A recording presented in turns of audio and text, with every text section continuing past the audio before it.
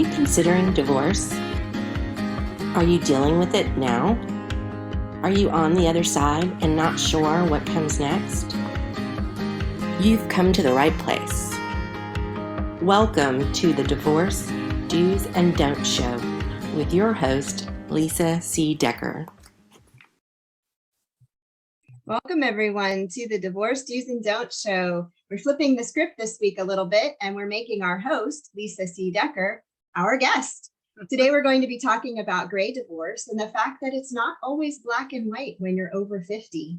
So to introduce our guest host today, Lisa is a certified divorce financial analyst and a real estate collaboration specialist in divorce. Lisa is also the CEO and founder of Divorce Money Matters and the organization that brings us this show, DivorceTown USA.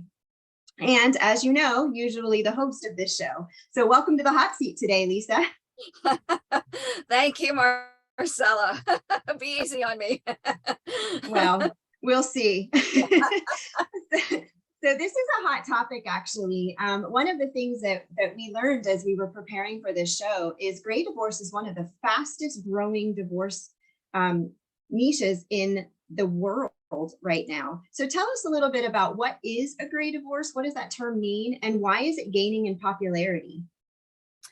Well, it started with a group of sociologists who, from Bowling Green University, who started looking into trends in divorce and realized that the largest segment of the population that is getting divorced is over the age of 50. And they looked at trends going back 20 years as they did this analysis. And there's a variety of reasons that they believe people are getting divorced more over the age of 50. We're living longer, right? People are living longer and they're not willing to stay in a relationship that they're not happy in anymore. A lot of times people have stayed beyond the years that they wanted to for the sake of their children. And while that's noble, once the kids are out of the house, they're finding that it's their time. They want to live the rest of their lives the way that they want. And maybe they've outgrown the relationship.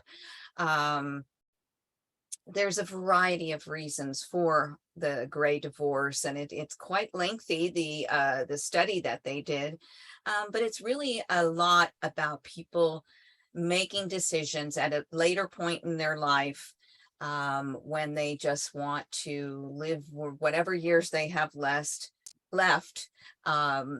to their satisfaction. They're not willing to stay in a relationship any longer. And they coined that term gray divorce because those of us over 50 have gray hair. So it's something that is happening around the world. And we certainly see that in our practice. Marcella is my co-host and executive producer of the show, and she's also my executive assistant working with clients. And most of our clients do fit this description.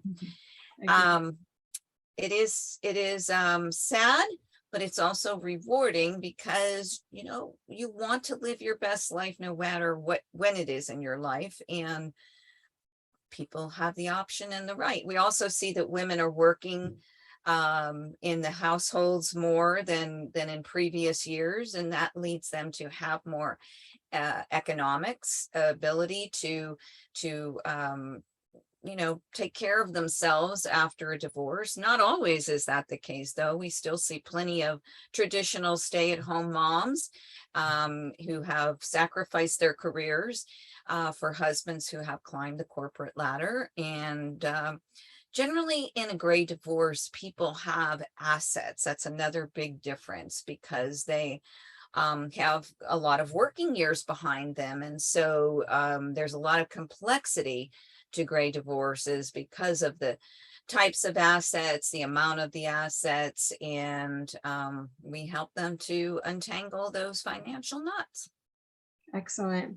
And in addition to the fact that there usually is some type of marital estate, even if it's simple, although in this age bracket, they do tend to be a little bit more complicated. Tell us about some common issues besides just the finances, there are other common issues that are unique to gray divorce that don't really affect younger people as they're entering this process. Can you tell us what some of those are too? Sure, sure. Well, of course, retirement, because people are getting closer to their retirement years, and many times they have complex retirement products. So, we're all familiar with IRAs, and 401ks is another type of retirement asset, but that one has more complexities because you need a legal document called a quadro, a qualified domestic relations order, to split the assets in that. And if that instrument is not signed off by the plan administrator and later signed off by the judge, a person who is expecting to get their share of the retirement may never see it. And that applies to pension plans and 403Bs and lots of qualified funds, we call them, through the ERISA tax laws. So there's a lot of complications there. Executive compensation, by this point in their lives, the working spouse and both spouses may be working, but we see a lot of executive compensation, restricted stock options, RSUs, many different types of bonus structures that do bring some complications, and there has to be analysis as to the non-working spouse for that company, the unemployed, they're not unemployed, the employee, the employee who is the spouse, getting so tongue twisted here, the spouse who is not the employee. That's what I'm trying to say. That spouse would want to make sure that those aspects are looked at so they get their fair share of the compensation as well. Then we also have Social Security.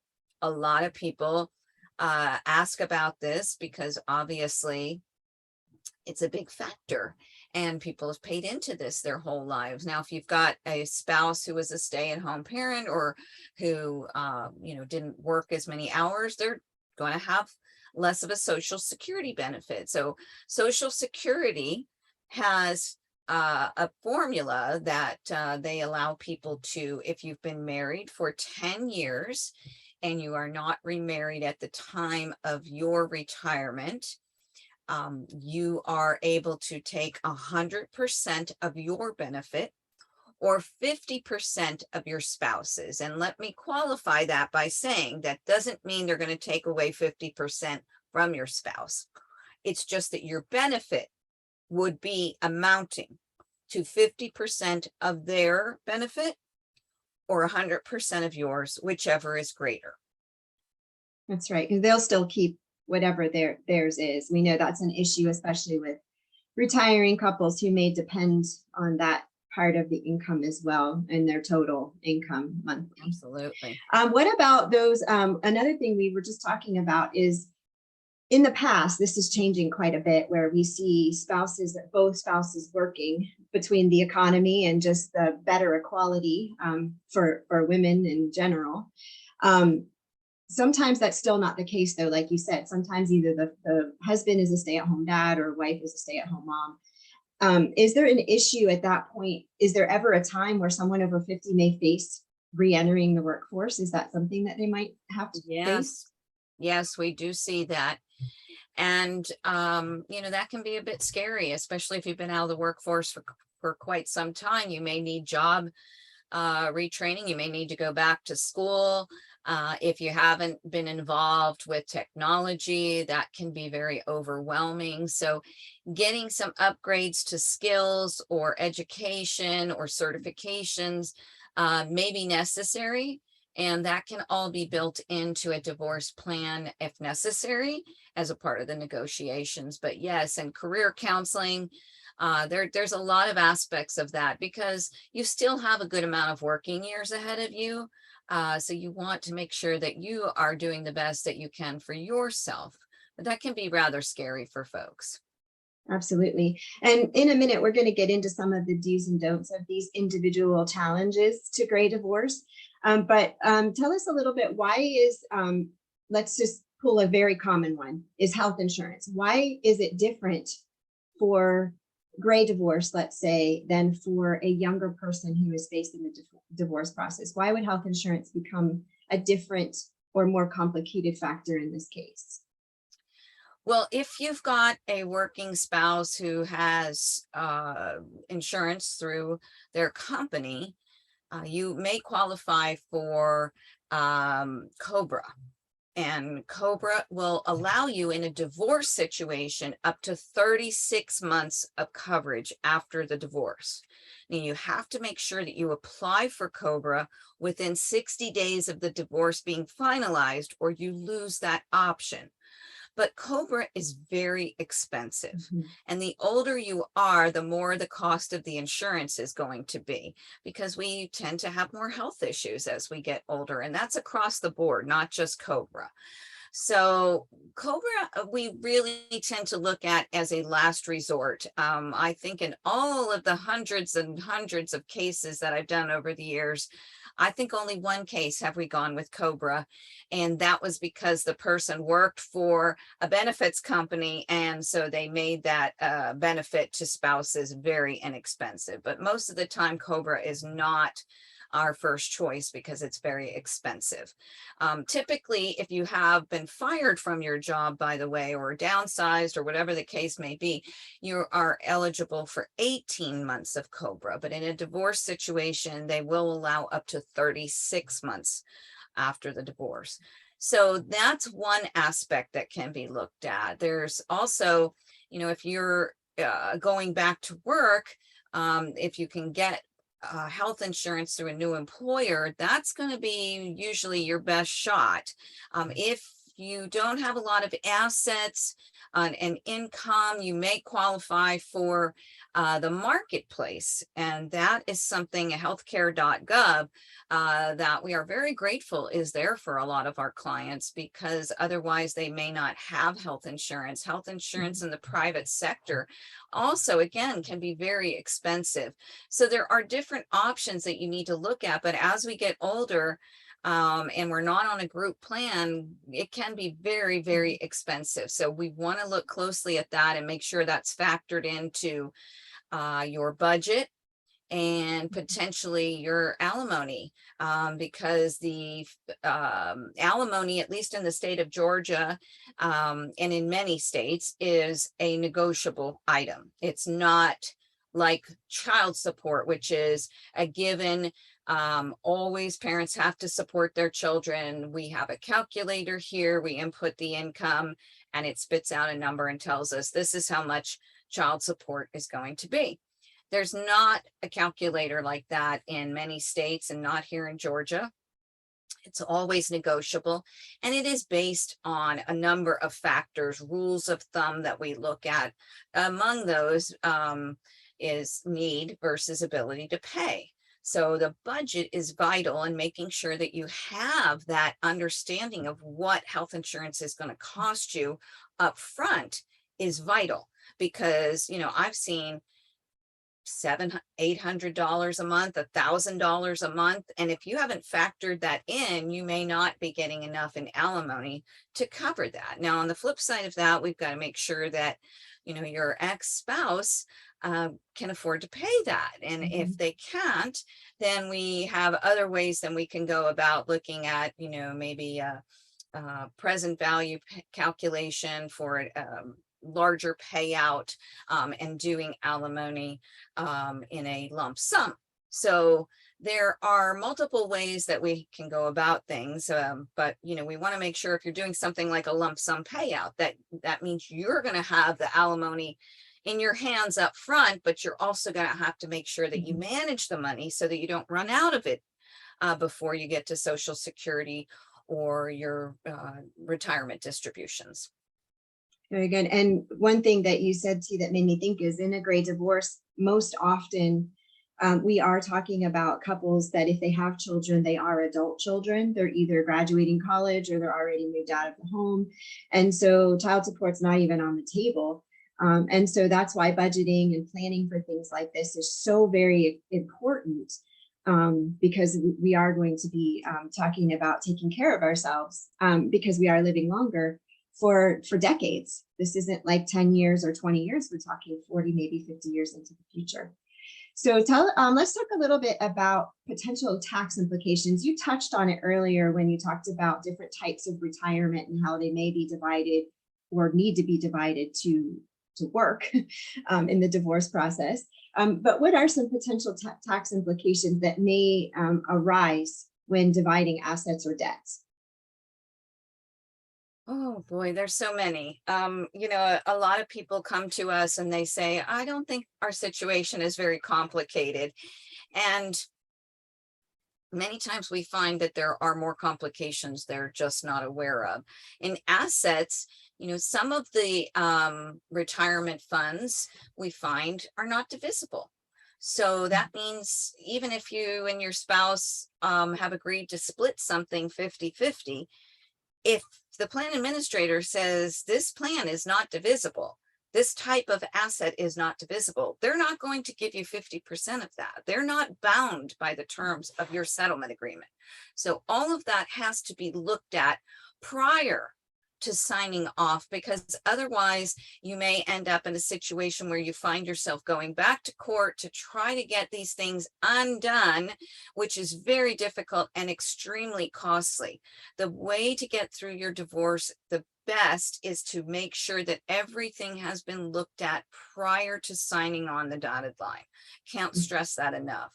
So civil service pensions typically are not divisible.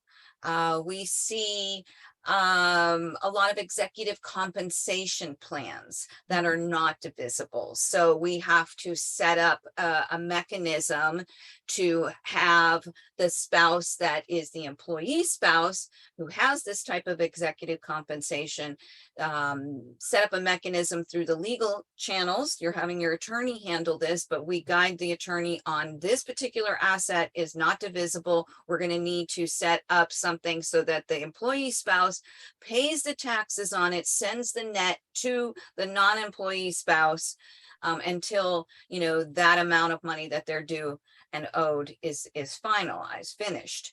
And that can be complicated, and sometimes we have to set up constructive trusts and all kinds of things. So it's in your best interest to have experts in each area of the divorce do their area of expertise.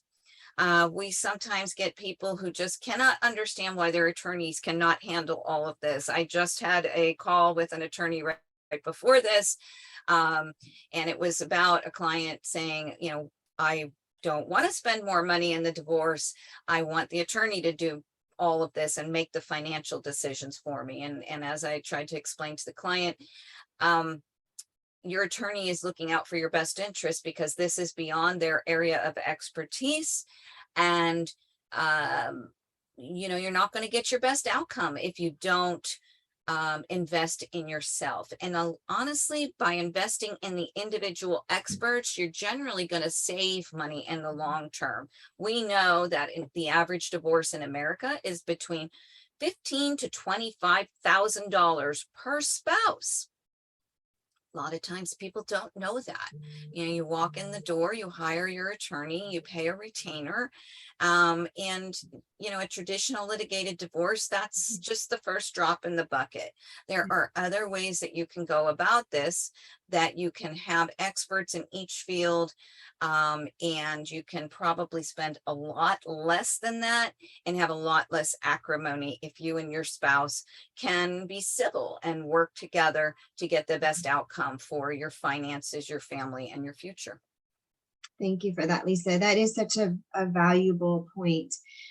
You can leave all of this in the hands of your attorney, but if this is not their specialty, you're going to pay them for every minute they spend on the financial portion of your divorce, and then it still might not be right. If they don't really understand, for example, the tax implications or whether or not an asset is divisible. I was a paralegal for a long time, and we often saw people come back after an agreement had been signed where the couples got together and said, we're just going to split everything 50-50. which sounds great on paper. And that is a beautifully amicable way to do it, except that if something's not divisible, you don't get 50% of that asset. And if there's tax implications to dividing one asset and not another, then maybe that one shouldn't have been divided. Maybe that should have come from a different place. And that's where what you do, Lisa, is so invaluable, because as a certified divorce financial analyst, you're looking at all of that. You're not just looking at individual assets and dividing everything down the middle. We're talking, how is Jane and John and Jim and Jill, how are they going to live after they're divorced? What's their source of income going to be in 10 years, in 15 years? And yeah, that's one of the reasons why I appreciate so much what you do, because it really does help give not just financial clarity to the divorce itself, but preparing them for what's coming next and living beyond the divorce, and getting the best years out of the best, what do they call the golden years, right? Right. And we don't want them to be, rusty. We want them to be golden, right? And so we, thank you for that, Marcella. And that's why we make a good team, because we do understand this from multiple perspectives, and we try to be the voice of reason for clients. And one of the things that we do differently in our firm at Divorce Money Matters is that we work mostly as a financial neutral between couples. And most people have never even heard of that. In fact, we're now having attorneys who are asking us to come in and be financial neutrals in their cases, because it just is such a better outcome for everyone. And so yeah, there's better ways to go about this. There's better ways to save money, and your sanity, you can't put a price on that.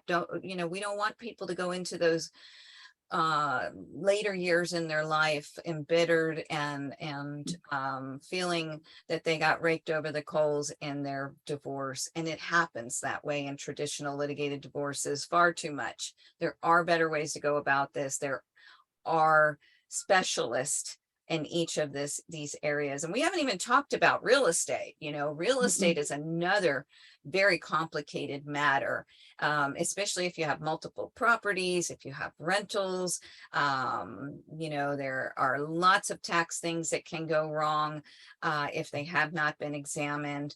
One of the issues that we see, for instance, with the house is one spouse wants to keep the house, but they don't even know if they can qualify. They tell the attorney, I want the house. It's a very emotional thing, but they have to qualify to refinance the mortgage out of their spouse's name. The out spouse has to be taken off the mortgage in this process, because otherwise they owe but don't own a part of the house anymore, right? So all these things have to be looked at prior to the divorce.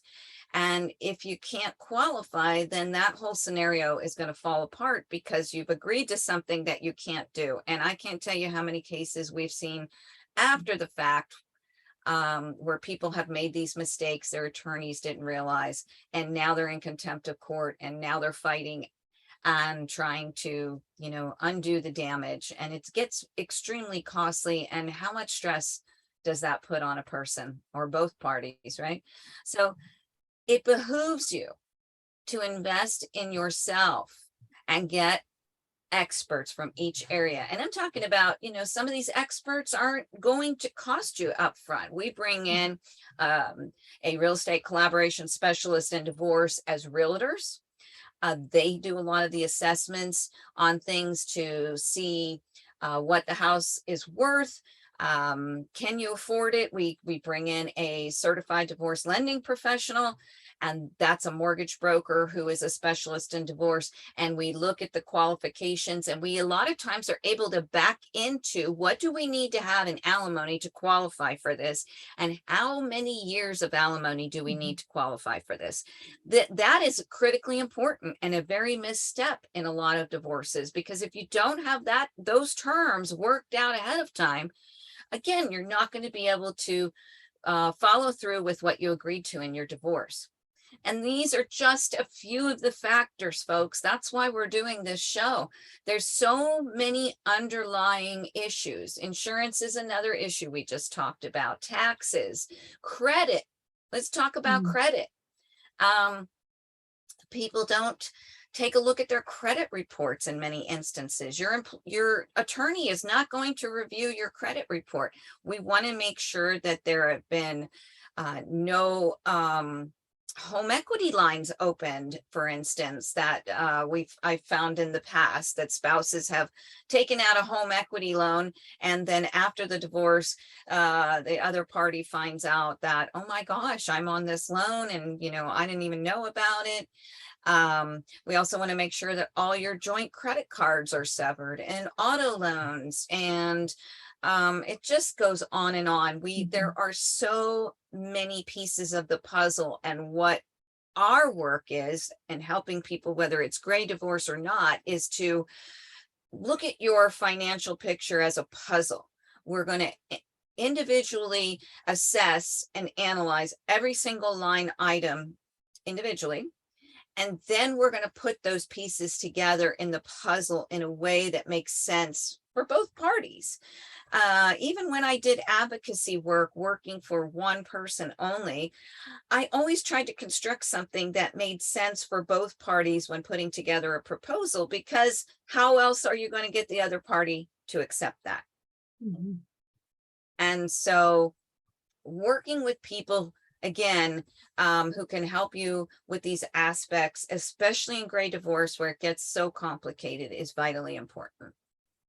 It's true what you said, Lisa, especially in gray divorce, because typically gray divorces, not always, we do see more and more gray divorces from short-term marriages, second or third marriages, but the grand majority of them continue to be long-term marriages. And so in a long-term marriage, you do accumulate assets, you do accumulate debt, you accumulate things in your name that you don't remember signing up for, much less that your spouse signed you up for. And that's just how life works when you're together with one person for a long time. So definitely having someone help disassemble and then reassemble the pieces in a constructive, practical manner is vital. And one thing I wanted to point out about the difference between a financial neutral and an advocate, we definitely recommend that you have a financial expert as part of your divorce team. And each person can go get their own if they want to. The benefit of having a financial neutral is the neutral is, first of all, not going to take sides, kind of like a mediator, not going to take sides, but going to work in the best interest of the whole picture of both parties. And in that case, you may be able to split the cost, as opposed to you go hiring an advocate and your spouse hiring a second advocate. And then usually, because each one is advocating, they're going to be bent towards one party or the other, rather than working towards a complete whole. So those are just some things to consider when deciding whether or not to use an advocate or a financial neutral. Either way, get an expert. So thank you so much, Lisa. It has been an amazing show. I can't believe that we're already at the end of the show. It went so fast. Well, there's so much to talk about, and there's a whole lot more, but yeah, thank you. You've been a great host. This is different today. You've put me in the hot seat, and I'm feeling hot now. Well, let's keep this conversation rolling after the show with our guests who are here today. Thank you so much, Marcella. Did a great job. You're welcome. Before we go, I'm just going to share a couple of things with everyone that you might be able to use in your own divorce. Hopefully you'll be able to use some of these. I also wanted to make aware, first of all, we're going to talk a little bit about the DivorceTown roadmap. This is actually available on DivorceTown USA. This is a roadmap to help you analyze the different choices that you can have in divorce, and so that you can choose the right path for you. Obviously, we want to see everyone avoiding this lower right-hand corner that's super costly, super expensive, and is going to make you insane. So this comes with an ebook. It'll outline some of the different types of divorce experts and professionals that we talked about on the show today, and really give you some clarity moving forward in the process. Next, we also want to let you know about the free divorce financial fitness kit. This is available on DivorceMoneyMatters.com. This is a kit that Lisa has personally put together. It includes an ebook. It includes a working worksheet for you to be able to keep track of how you're going and what you're doing along the way. And if anyone is interested, I would also recommend going to DivorceMoneyMatters.com and checking out the case study that can be found there to show you the difference of somebody that might just want to divide everything down the middle versus how Lisa would approach your financial situation and reconstruct the settlement that's in a way that's better for everyone with long-term benefits. So that I might recommend that as well. Lastly, we want to let you know about the free Divorce Help and Hope support group. This is available through meetup.com/the Divorce Help and Hope support group. Or if that's too much, just go to DivorceTownUSA.com, go to events, and the next meeting is always going to be there for you so that you can register that way. We want to thank everyone so much again for coming today. We do want to let you know what's on tap for next week. Next week, Lisa will be interviewing our guest, Marie Renee Kavi, to help us reduce tension, look younger, and gain confidence with face yoga. So please join us next week, same time, same channel. Thank you so much, everyone. It has been an absolute pleasure having you on the show. We'll see you in just a moment.